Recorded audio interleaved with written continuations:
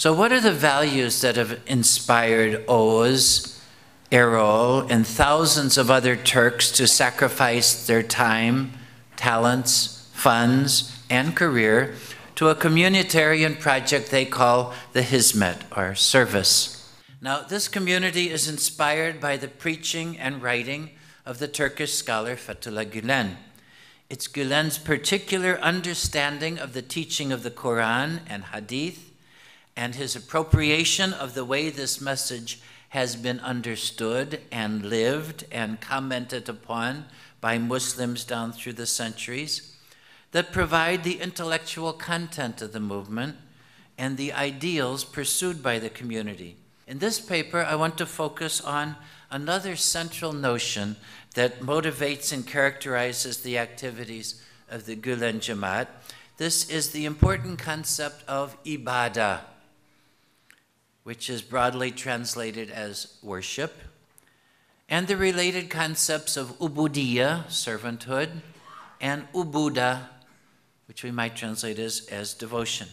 Fethullah Gülen has applied this traditional language to the practice of Islam in modern situations. Gülen expands upon this traditional view of ibadah to define it very broadly as, and here I quote him, fulfilling God's commands in one's daily life and fulfilling the obligations of being God's servant. When Oğuz teaches physics in Kyrgyzstan, he is performing ibadah. He is worshiping God. When Erol donates funds so that schools, dialogue centers, well-digging projects, and publishing houses can be founded and maintained, he is doing ibadah. His donations are a form of divine worship.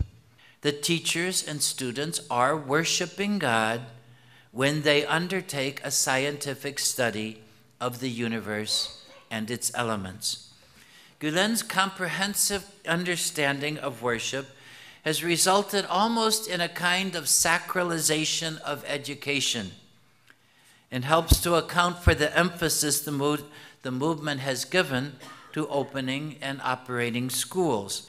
Now, Gülen reaches back to the Sufi tradition to note a still deeper stage of worshipful involvement, that of devotion, or ubuda.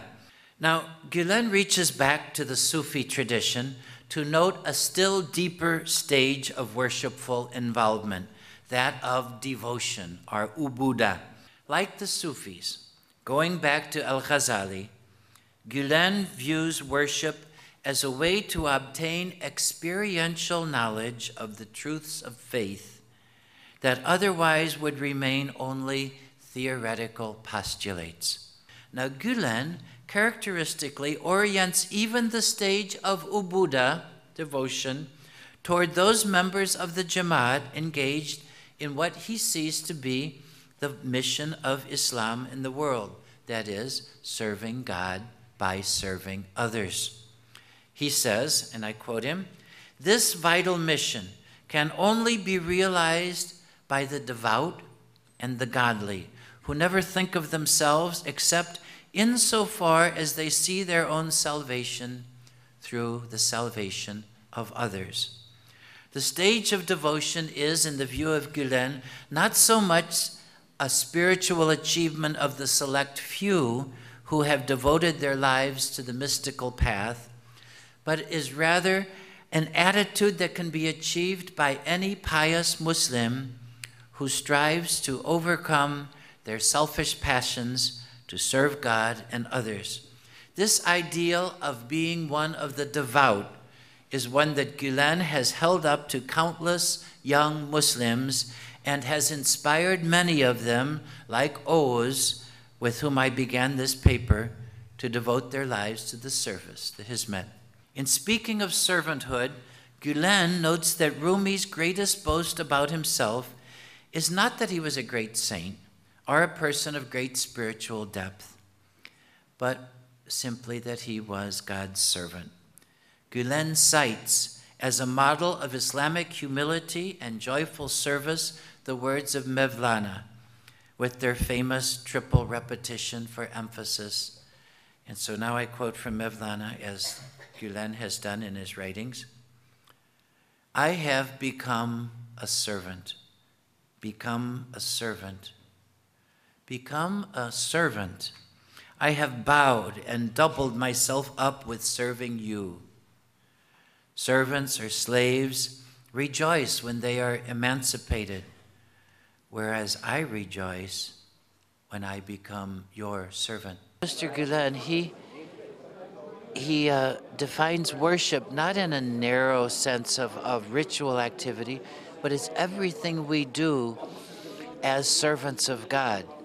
So it could be teaching physics in Kyrgyzstan. That's when somebody does that, they're worshiping God, if that's their intention. It could be contributing, giving money so that schools could be built or a dialogue center could be built. It could be meeting people at the airport. It could be preparing lunch for visitors. Anything that we do, if we do it with an attitude of servanthood, that is, what we want to do it to please God, who is our master. That's the idea of worship. If I were to sum up my presentation in one quote from Fethullah Gülen, it would be this. He said, forgiving consists of a return to our essence, and finding ourselves again. This quote is very much in line with what therapists, clinicians, educators, and researchers have found about the benefits of forgiveness. There was an interview with Naval Savandi. I think it was published in 1997. And she asked Fethullah Gülen this question: you've suffered a lot in your life. How did you overcome events that could have smothered your enthusiasm and smashed you? It would have smashed you. His response, which is very pithy, very brief, but to me, studying the process of forgiveness, his response is the process of forgiveness that took a team in Madison 3 years to come up with. He said, once I was followed for 6 years as if I were a traitor. It bothered me, but I forgot it. I didn't feel hostility toward anyone. Even then, I approached the matter logically, not emotionally. I've forgiven the people who did this.